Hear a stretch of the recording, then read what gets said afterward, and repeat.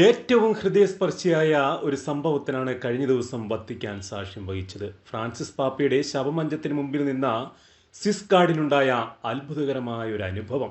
Francis പാപ്പയ്ക്ക് അന്തിമ ഉപചാരം അർപ്പിക്കുവാൻ ആയിരക്കണക്കിന് ആളുകൾ പ്രാർത്ഥനാപൂർവ്വം സെന്റ് പീറ്റേഴ്സ് ബസിലിക്കയിലേക്ക് ഒഴുകിക്കൊണ്ടിരിക്കവേ അധികമാരും അറിയാതെ പോയ ഒരു അത്ഭുതം അന്ന് അവിടെ അരങ്ങേറി.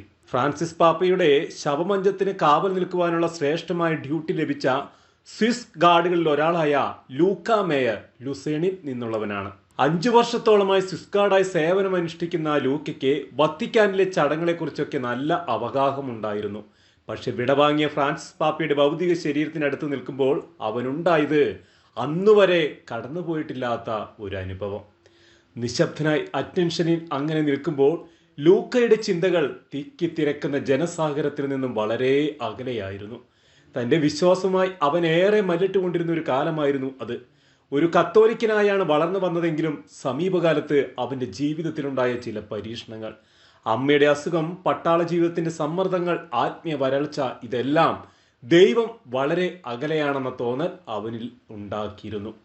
പാപ്പയുടെ ലാളിത്യമാർന്ന ആ മരം കൊണ്ടുള്ള ശവമഞ്ചത്തിനരികിൽ നിന്നുകൊണ്ട് ലൂക്ക നിശബ്ദമായി ഇങ്ങനെ പ്രാർത്ഥിച്ചു: കർത്താവേ, നീ ശരിക്കുമുണ്ടെങ്കിൽ, നീ ശരിക്കും ഇവിടെ സന്നിഹിതനാണെങ്കിൽ എന്നെ കാണിച്ചു തരാമോ, എനിക്കറിയണമെന്ന്. കുറച്ച് മിനിറ്റുകൾ കഴിഞ്ഞപ്പോൾ ചിത്രപ്പണികളുള്ള ചില്ലുജാലകത്തിൽ കൂടി സൂര്യപ്രകാശം അരിച്ചിറങ്ങുന്നത് പോലെ പെട്ടെന്നൊരു ഊഷ്മളതയും സമാധാനവും തന്നെ ആകമാനം പൊതിയുന്നതായി ലൂക്കയ്ക്ക് തോന്നി. മുറി എന്നതിനേക്കാൾ ഹൃദയത്തിൽ കടന്നു വന്നു എന്നാണ് ലൂക്ക അതിനെപ്പറ്റി വിവരിച്ചതും. ആ സെക്കൻഡുകളിൽ ഘടികാരം തന്നെ നിശ്ചലമായതുപോലെയാണ് തനിക്ക് തോന്നിയത്. കുന്തിരിക്കത്തിൻ്റെ ഗന്ധം കുറച്ചു നേരത്തേക്ക് അവിടെ മെങ്ങും നിറഞ്ഞു. അപ്പോൾ അവിടെ ആരും അത് പുകച്ചിരുന്നില്ല എങ്കിലും അപ്പോൾ എല്ലാറ്റിലും കൂടുതലായി തന്നെ അമ്പരപ്പിച്ചുകൊണ്ട് ആത്മാവിൻ്റെ അഗാധതയിൽ ഇങ്ങനെ ശ്രവിച്ചതായി ലൂക്ക സാക്ഷ്യപ്പെടുത്തുന്നു: ഭയപ്പെടേണ്ട, ഞാൻ എപ്പോഴും നിന്നോട് കൂടെയുണ്ട്. ലൂക്ക ആദ്യം ആരോടും ഒന്നും പറഞ്ഞില്ല. ഒരു കാഴ്ചവസ്തു ആകേണ്ടെന്ന് വെച്ചു. പക്ഷെ പിന്നീട് വത്തിക്കാനിലെ ഒരു ചാപ്ലൈൻ്റെ സാന്നിധ്യത്തിൽ അവൻ ആ കഥ പങ്കുവെച്ചു.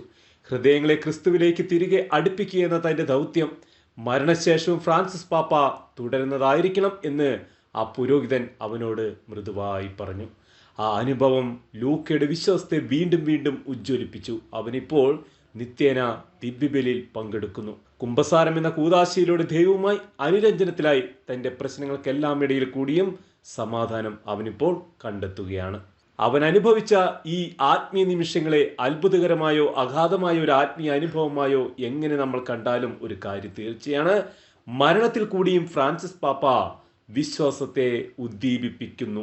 ക്രിസ്തുവിനുള്ള ശുശ്രൂഷയ്ക്കായി പകർന്നു നൽകിയ ജീവിതം കുഴിമാടത്തിനും അപ്പുറത്തേക്കും ഇതാ പ്രതിധ്വനിച്ചു കൊണ്ടിരിക്കുകയാണ്.